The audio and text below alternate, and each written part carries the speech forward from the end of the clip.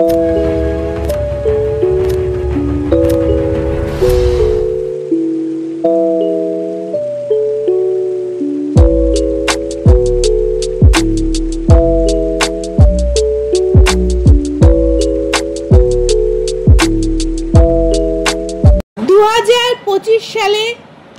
গঙ্গা পুজোর তারিখ ও দিন, তাৎপর্য এবং ইতিহাস সম্পর্কে কিছু ধারণা দিতে এলাম।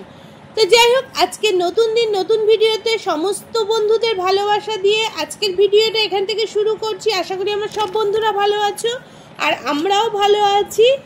আজকের ভিডিওতে গঙ্গা পুজো কেন করা হয়, কিভাবে করা হয়, সেগুলোই কিছু বিস্তারিতভাবে আলোচনা করতে চলে এলাম। হিন্দু শাস্ত্র মতে পঞ্জিকাতে রয়েছে এই পুজো জুন মাসে করা হয়। জুন মাসে গঙ্গা পুজো দর্শন বা পুজো করা হয় বলে গঙ্গাকে জ্যেষ্ঠ বলা হয়ে থাকে। এই পুজোর মূল উদ্দেশ্য আর এই দিনটা পালন করার কারণ, ঋষি ভগীরথ গঙ্গাকে পৃথিবীতে আসার জন্য ধ্যান করে বসেছিলেন। গঙ্গা দেবী পৃথিবীতে অবতরণকে স্মরণীয় করে রাখার জন্য এই দিনটা উদযাপন করা হয়। হিন্দু ও ভারতীয়দের কাছে পবিত্র এবং অন্যতম নদী হলো গঙ্গা। যে কোনো পুজোতে আমরা গঙ্গা জল ছাড়া কিন্তু পুজো অসম্পূর্ণ। সেই হিসাবেও আমরা গঙ্গা দেবীকে কিন্তু স্মরণ করে থাকি। বিশ্বাস করা যায় গঙ্গা মানবজাতির সমস্ত পাপ ধুয়ে ফেলে। জুন মাসের প্রথম 10 দিন গঙ্গা দেবীকে সম্মান জানানোর জন্য যুক্তিসঙ্গত। বিশ্বাস করা হয় এই দিন প্রার্থনা করলে 10টা পাপ থেকে মুক্তি পাওয়া যায়। তো এবার 2025 সালে গঙ্গা পুজোর তারিখ, সময়সূচি সমস্ত কিছু তোমাদের সাথে বর্ণনা করব। 5ই জুন বৃহস্পতিবার 2025, বাংলার 21শে জ্যৈষ্ঠ 1432 সাল। শুক্লপক্ষের দশমী তিথিতে এই পুজো সম্পূর্ণ হয়। এবার দশমী তিথি শুরু হচ্ছে 4 জুন রাত্রি 11:54। সমাপ্তি হচ্ছে 5ই জুন রাত্রি 2:15। হস্ত নক্ষত্র শুরু হচ্ছে রাত্রি 2:35। তো এই গঙ্গা পুজোর দিন বা দশহরার দিন সকাল সকাল কিন্তু গঙ্গা স্নান করে শুদ্ধ বস্ত্র পরে প্রথমে কিন্তু গঙ্গা মায়ের কিন্তু পুজো করতে হবে। তো তার জন্য কিন্তু আমরা 10টা ফুল, 10টা ফল এবং 10টা প্রদীপ নেব। আর এই গঙ্গা পুজো করার পর প্রথমে কিন্তু আমরা করব শিবের পুজো। কথিত আছে কিন্তু শিবের জটা থেকে গঙ্গা মায়ের উৎপত্তি। তো সেই জন্য কিন্তু গঙ্গায় 10 রকমের ফুল ফল দিয়ে পুজো করার পর কিন্তু শিবের স্নান করাতে হবে দুধ দিয়ে এবং অভিষেক করাতে হবে। শিব পুজো করার পর তারপরে যে 10টা প্রদীপ জ্বালানো হবে সেই প্রদীপ দিয়ে কিন্তু গঙ্গা মাকে আরতি করে সেই প্রদীপ গঙ্গার জলে ভাসিয়ে দেওয়ার রেওয়াজ রয়েছে।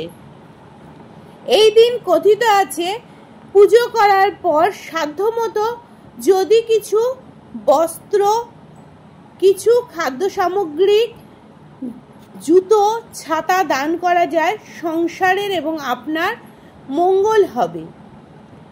সেটা করারও রেওয়াজ রয়েছে।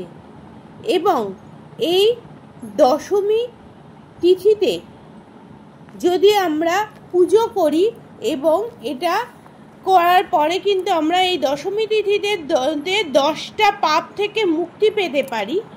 যথার্থ সেই পাপগুলো হলো দেহ গঠনের পাপ। সেগুলো কি?